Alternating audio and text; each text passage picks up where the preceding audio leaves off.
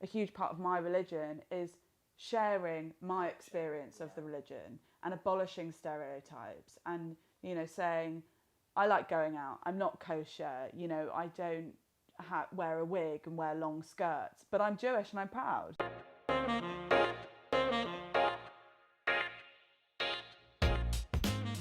So both my parents are Jewish, was brought up Jewish. My parents, I think, wanted to sort of give my brother and I the option of deciding how religious we wanted to be.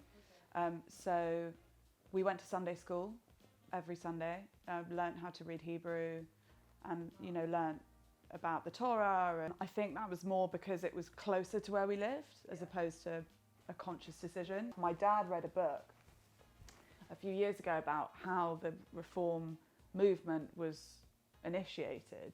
And apparently it was because people got frustrated with the fact that the congregation would talk during the service because they couldn't relate to what was going on. You know, in the Orthodox synagogue, the services are so they're run by the rabbis, who are all men, mainly, and the whole thing's in Hebrew, and no one can understand or relate to what's going on. They talk very, very fast, and they talk away from the congregation. So they face, at the front of a synagogue is where the Torahs, the scrolls, the holy scrolls are kept. And they face towards that and away from the congregation, speak very, very fast, very quietly. So everyone just started chatting, and it was more like a sort of social thing where they just got to talk to their friends. And a small group of people set up the Reform synagogue where, you know, half of it's in English, the men and women sit together, the congregation are included in the service. You know, in a Reform service, you'll get people coming up to do readings in English and in Hebrew, and it's very interactive and you can engage a lot more. I mean, I think I have been really, really blessed with my experience of Judaism. And, you know, so before I went to university, when I was 17 or 18, I got a call from my rabbi, he's such a lovely guy. And he called me and he said, look, we've had an anonymous donation to the synagogue from one of the members of our congregation, who wants to basically fund a trip for young students to go and experience Judaism in another country. And he said at the beginning of the trip, look, I'm not going to judge you if you're not kosher. If you smoke, smoke. You know, I'm not here to just because I'm taking you on this trip and I'm your rabbi, don't be ashamed of who you are as a person. I said to him, you know, I feel like I haven't been a good Jew. And he said, there's no such thing. You know, you are in charge of how you control your Judaism. It's how you feel.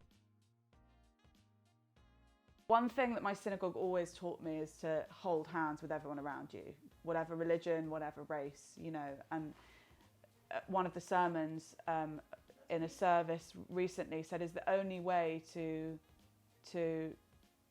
get rid of anti-Semitism is to hold hands with every culture around us. You know, my synagogue is right next to Edgware Road, which is a huge, like, Lebanese community, and it's sort of, they call it mini Lebanon.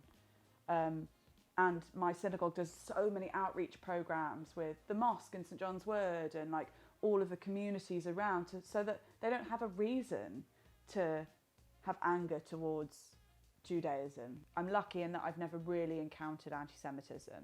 I have, like, where it doesn't, you know, for me, I'm just like, oh, they're so ignorant. You know, it doesn't really affect the way that I feel. It just angers me a little bit. Like, I've once had a conversation with someone in Brighton, actually. Normal conversation, really nice conversation. And then they said, are you Jewish? And I said, yes. And they sort of completely changed their tune and sort of walked away quite soon after I'd said that. I don't live my life, you know, shouting from the rooftop, I'm a Jew, and, you know, this is who I am. It's just part of me. I am proud of it. We go to synagogue the night before Yom Kippur. It's called Kol Nidre, which is a really beautiful service, which I was mentioning to you earlier about the mental health. You know, it was a Kol Nidre a couple of years ago, and our rabbi, who's a woman, our chief rabbi is a woman, and another rabbi's gay, and like, it's amazing. But she did an incredible talk about mental health in the Jewish community. And it's so important to not be ashamed, you know, especially because in Judaism, for some reason, there's this sort of, people are ashamed if their children aren't successful. And obviously, our perception of success is quite different to maybe our parents' and grandparents' generation. And, you know, for me, success is fulfillment and happiness, especially in the Orthodox Jewish religion. You know, if your child's not a doctor or a lawyer or, you know, a banker or earning lots of money or working in some amazing firm, it's embarrassing, you know, which is just ridiculous. You know, I would never let my religion define me. I think a lot of people do and need that. That's their purpose in life, is to follow their religion and be the best follower of that religion that they can be. For me, and I know that some of my friends have very different opinions on this, I don't think religion needs to be defined by historic rules and traditions.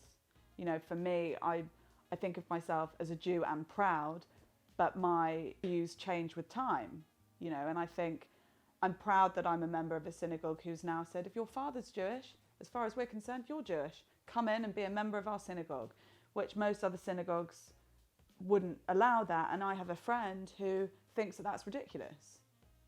You know, she thinks, you know, it's written in the Torah, you know, it's a core Jewish value that you're only Jewish, you're only considered Jewish if your mum's Jewish. So a sort of rite of passage for boys and girls is when they reach around 12 or 13, they become bar or bat mitzvah. So bar mitzvah is for boys and bat mitzvah is for girls.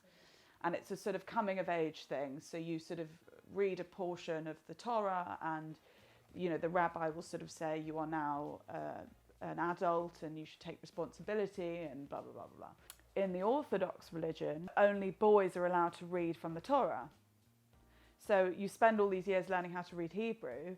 Boys can do this extensive, you know, read from the Torah and you spend months learning your portion and how to sing it and everything and learning what it means.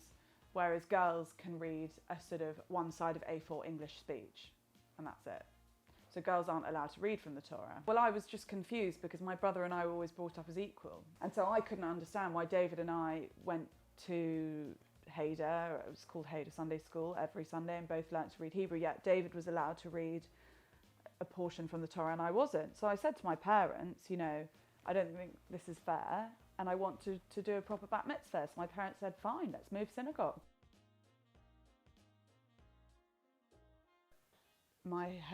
The head rabbi at my synagogue is a woman.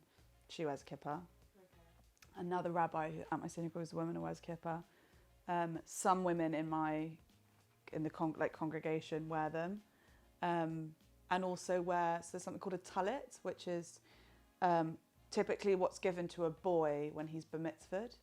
And women have now started wearing them as well in the last sort of 10 or so years. I think that's an example of what I was talking about earlier. You can adapt your religion to suit the wider. Yeah. I mean, we've come very far in terms of women's rights. Why, if a woman wants to wear that, who says that she can't? I think it's probably quite empowering for women, you know. I'm sure hundreds of years ago, women couldn't have learnt to become a rabbi. Yeah.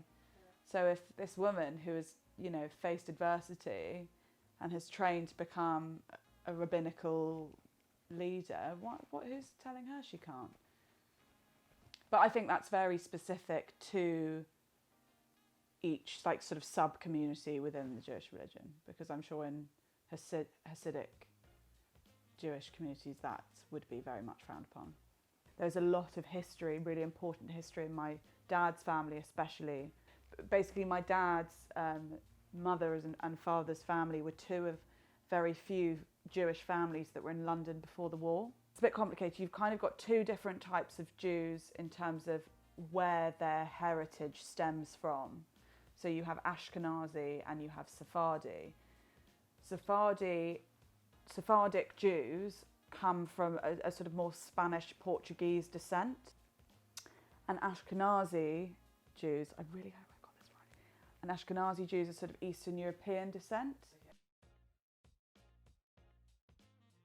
I was kind of brought up as kosher, but never strictly kosher. Like my dad would not allow pork in the house because it's like the epitome of non-kosher food. So we would never have bacon in the house. We would never have ham in the house. But we have salami and we have, I mean, it's silly, but it's just, that's the way that we do it. And, you know, I have family, friends who are Jewish and do it in a completely different way. Growing up, we did Friday night dinner every week. So that was our tradition, you know, that unless my brother and I, well, actually, no, we weren't allowed out on Friday night. Friday night was family night. We did Friday night dinner, which involves about 2.5 minutes of prayers.